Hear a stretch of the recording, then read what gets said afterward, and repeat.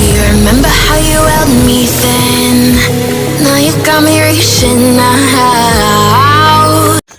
नमस्कार, हमारा नाम अभिषेक और आप देख रहे हैं अनसुलझे रहस्य। क्या आप जानते हैं बिजली क्या है? आपने बटन दबा, उपकरण चालू, लेकिन पीछे क्या टेक्नोलॉजी लगा है? इस रहस्य से पर्दा उठाएंगे, तो बने रहिए हमारे साथ हमारे चैनल में अनसुलझे रहस्य। धन्यवाद।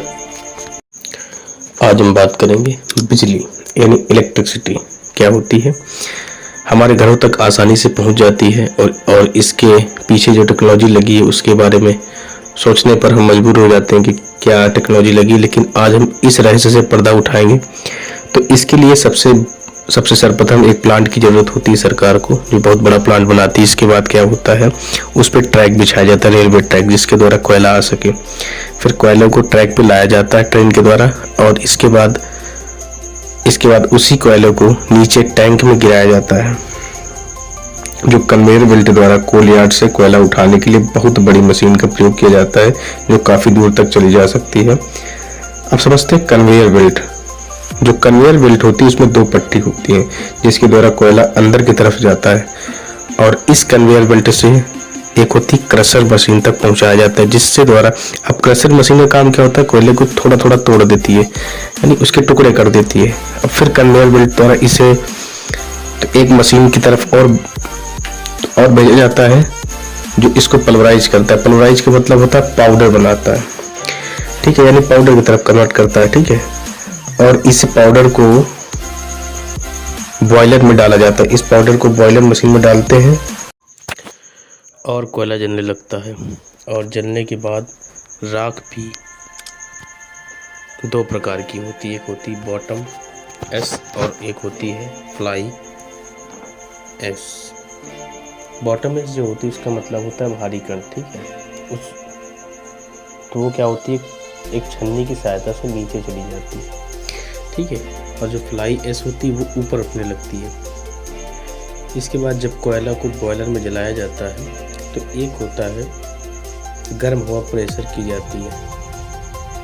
उससे क्या होता है, मतलब उसी नली में गर्म हवा प्रेशर की जाती है, तो उससे क्या होता है कि जो कोयला होता है वो नम होता है हल्का सा, तो उसको सुखा देता है ताकि जलने में आसानी हो। और इसके बाद आप समझते हैं ऊपर की तरफ जो भट्ठी होती है हमारी, उसके ऊपर जो पानी का टैंक होता है उसमें क्या होता है, छोटे छोटे पाइपलाइनें होती है। पाइपलाइनों में ट्यूब होती है, ट्यूब में पानी भरा होता है। पानी जो होता है वो नीले कलर का दिखाई देता है, वो ट्यूब जो नीले कलर के दिखाई देते हैं।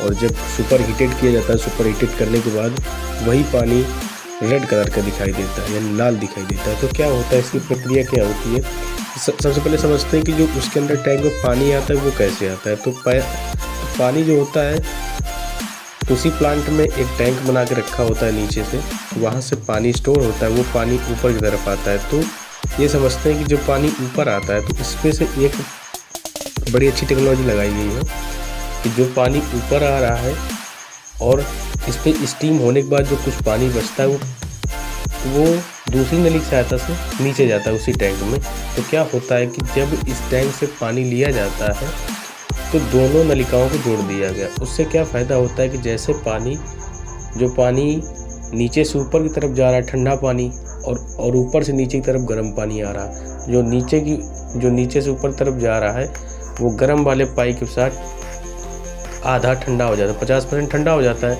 और जो उधर से आ रहा है पानी वो 50%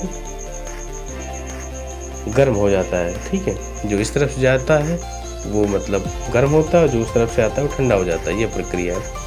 इसके बाद आप समझते हैं आगे की प्रक्रिया। तो क्या होता है कि उन्हीं पाइपलाइन से जब स्टीम हो जाता है पानी, तो स्टीम पानी की नलिका टरबाइन की तरफ होता है। टरबाइन होता है, टरबाइन में काफ़ी सारे पंखे लगे होते हैं, ठीक है। जो टरबाइन होता है इसके मुख्यतः 3 भाग होते हैं। एक होता है हाई प्रेशर टरबाइन, एक होता है इंटरमीडिएट टरबाइन, ठीक है, इंटरमीडिएट प्रेशर टरबाइन, एक होता है लो प्रेशर टरबाइन। तो सबसे पहले जो स्टीम आता है वो हाई प्रेशर टरबाइन में जाता है, इसके बाद इंटरमीडिएट प्रेशर टरबाइन में जाता है, इसके बाद लो प्रेशर टरबाइन में जाता है। भाप को इतनी तेज़ नचाता है कि इस प्रकार की हाई स्टीम को बहुत तेज़ी से गुजारता है, तो इतना गर्म होता है कि नाचने लगता है, ठीक है। वो जो टरबाइन होता है जब उसमें हाई स्टीम जाती है वो नाचने लगता है, और टरबाइन को ढक के रखा जाता है। आप जानते हैं कि जो पंखे होते हैं अगर उनको सीधे स्टीम छोड़ा जाएगा तो स्टीम क्या उड़ जाएगा ऊपर, ठीक है, तो बिजली हमको नहीं बना पाएगा। तो अब क्या करता है, बिजली कैसे बनाते हैं, आगे चलते हैं थोड़ा सा। जो टरबाइन होता है उसके साथ ही तो एक नलिका होती प्रेशर के साथ जुड़ी होती टरबाइन के साथ, जो जनरेटर से जुड़ी होती जनरेटर, ठीक है, जनरेटर। और जब वो प्रेशर तीनों से गुजर के जब तीनों से गुजर के निकलता है तो हाई हाई हो जाता है, हाई पे। और जब हाई स्टीम निकलती उसमें जाके सीधे जनरेटर घुमाने लगता है, ठीक है। जनरेटर को इतनी तेज़ घुमाता है कि साथ में हमारी बिजली उससे बनने लगती। अच्छा, आप जानते हैं जनरेटर से तो हमारे घरों में बिजली बनती है, तो वही प्रक्रिया होती है, बस थोड़ा सा चेंजमेंट होता है और इसके तहत उनको खर्च कम आता है, जिससे कि हमारे घरों तक आसानी से बिजली पहुँच पाती है।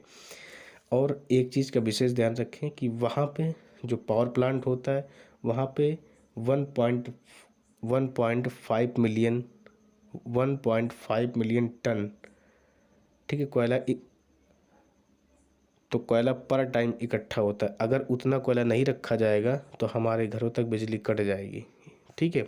अब समझते जो राख दो प्रकार की निकली थी, एक निकली थी बॉटम यस, एक निकली थी फ्लाई, ठीक, फ्लाई एश। तो जो बॉटम यस होती है उसको नीचे की तरफ जब आ जाती है, गंदे तत्व होते हैं, तो उसको सीमेंट कंपनियों को दे दिया जाता है, जिससे सीमेंट हमें प्रोवाइड होता है, ठीक है। और जो फ्लाई एश होती है उसको हम समझते हैं, फ्लाई एश क्या होती है, ऊपर तरफ निकलती है।